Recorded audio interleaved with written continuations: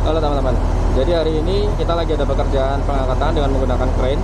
Hari ini saya mau supervisi terkait dengan pekerjaannya, terkait dengan proses pengangkatannya, izin kerjanya juga. Sekalian nanti kita inspeksi bagian-bagian crane dan hal-hal terpenting dari proses pengangkatan dengan menggunakan crane. Ikutin ya.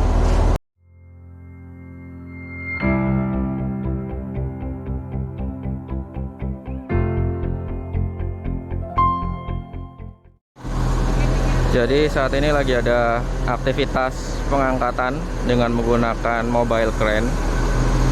Mobile crane-nya mereknya Sunny. Tipenya STC 250, dia 25 ton. Radiusnya kurang lebih sekitar 12 meteran dengan ketinggian angkat sekitar 5,75 meter ke atas. Ya, ini boomnya yang dipakai sekitar 20 sampai 25 meteran lah.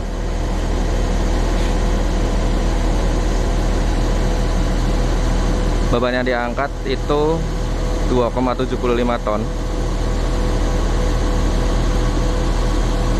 SWL dari kerennya sendiri dengan radius segini, kemudian boom 20 sampai 25 meteran tadi, radiusnya tadi 12 dan ketinggian sekitar 5,75, itu sekitar 6,6 sampai 6,7 lah kurang lebih. Itu zipnya nggak dipakai, yang dipakai hanya boom regulernya aja. Terus ngangkatnya itu pakai tackle plus wire webbing sling, sling belt atau webbing sling. Dia pakai hook yang kecil karena memang yang diangkat nggak sampai 10 ton ya. Kalau ke yang besar itu yang 25 ton. Outriggernya ini keluar full, ya bisa dilihat. Ini outriggernya keluar full, agak berisik di sini. Kemudian di bawahnya juga dikunci, ya bawah outriggernya napak dengan sempurna. Buat yang belum tahu bagian-bagian mobile crane, yang pertama dari bawah dulu, yang ini ya, ini namanya outrigger. Jumlahnya ada 4, di sisi kanan kiri ada masing-masing 2, kemudian di depan bawah ada 1. Outrigger ini wajib dipakai karena memang pada saat proses pengangkatan crane ini napaknya di outrigger ini, dan outrigger ini keluarnya bisa setengah, bisa full, tergantung dari luas area pengangkatan. Maksudnya luas area yang dipakai untuk proses pengangkatan. Cuman keluarnya outrigger full dan gak full itu sangat berpengaruh nanti ke beban maksimum yang bisa diangkat atau SWL-nya gitu. Nah, dan keempat outriggernya itu harus keluarnya itu rata gitu ya. Artinya satu keluarnya full, ya 3 lainnya harus keluar full semua. Oke, biasanya di bagian bawah situ itu pakai base plate. Kalau permukaannya nggak rata, misalkan di tanah gitu ya, di permukaan yang gampang ambles ke bawah, itu pakai base plate dari bahan baja. Karena ini di lantai konkrit, ya jadi ini nggak perlu pakai base plate. Kemudian bagian yang kedua, yang panjang ke atas warna merah itu namanya boom. Ya, jadi ini sampai ke atas itu warnanya, itu namanya boom. Oh, warna sih, warnanya merah, namanya boom. Dia dari hidrolik penggeraknya. Ini main boomnya, kemudian sebelahnya kalau dari sisi satunya itu ada jeepnya namanya ya. Jadi buat kayak extension gitulah. Kemudian yang lagi gerak itu wirenya, wire slingnya.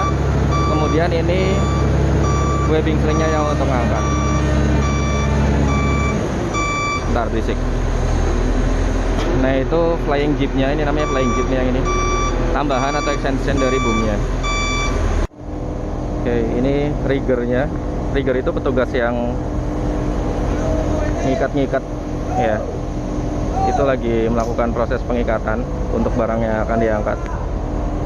Bisa dilihat pakai webbing sling.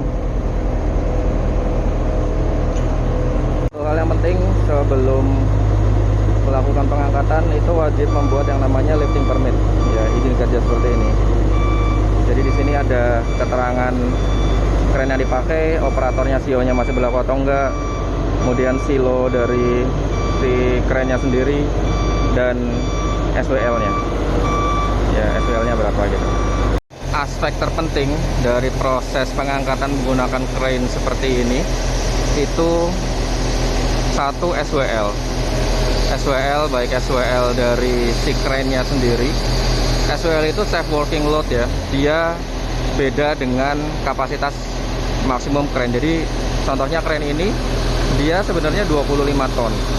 Tapi dia dengan radius dan sudut angkat serta jarak ketinggian angkat yang sedang kita lakukan segini, itu SWL-nya hanya sekitar 6, sekian sampai 7,1 ton lah gitu. Jadi antara 6,6 sampai 7,1. Kemudian aspek yang kedua itu tension slingnya, sling yang itu ya, sling yang webbing itu, atau sling yang dipakai untuk mengikat barang yang akan diangkatnya. Itu juga aspek yang sangat penting. Sling itu juga punya SWL soalnya, punya beban maksimum, punya safe working load. Nah, sling itu ngitung safe working loadnya harus menggunakan tension atau tegangan gitu ya. Jadi dia meregang atau menegang sampai berapa persen atau sampai berapa besar tegangannya gitu ya, dibandingkan dengan kekuatan slingnya itu sendiri. Misalkan dia slingnya 20 ton, kemudian dia pada saat meregang dikenai beban seperti ini dengan sudut seperti itu, dan berapa jumlah sling yang dipakai itu tegangannya berapa ton gitu ya. Nah, itu sesuai atau enggak dengan kapasitas maksimumnya dia. Kalau lebih besar pasti putus slingnya. Sebenarnya banyak sih faktor yang harus diperhatikan. Contohnya kemampuan operatornya atau kompetensi operatornya, dia punya CEO untuk crane atau enggak, kelas berapa gitu kan, sesuai atau enggak. Kemudian kondisi slingnya masih bagus atau enggak, banyak yang gompal dan sebagainya atau enggak. Kemudian kondisi tanahnya, ya, kondisi lantainya. Kalau lantainya nggak labil, gampang ambles, ya otomatis resiko untuk jomplangnya, resiko untuk terbaliknya itu lebih besar. Kemudian kondisi crane-nya secara umum, kondisi crane-nya masih bagus atau enggak, riksa ujinya terakhir kapan, masih berlaku atau enggak. Safety devices yang ada di crane juga sangat berpengaruh. Jadi kalau misalkan dia sudut angkatnya sudah lebih dari 80 gitu ya, nah dia otomatis ngelock gitu misalkan. Atau kalau misalkan bebannya lebih besar dari SWL, otomatis dia ngelock gitu. Nah, itu safety devices seperti itu juga sangat penting. Ini proses nurunin boomnya dari setelah dipakai, terus mau dibalikin ke mode siap jalan. Nah, udah selesai.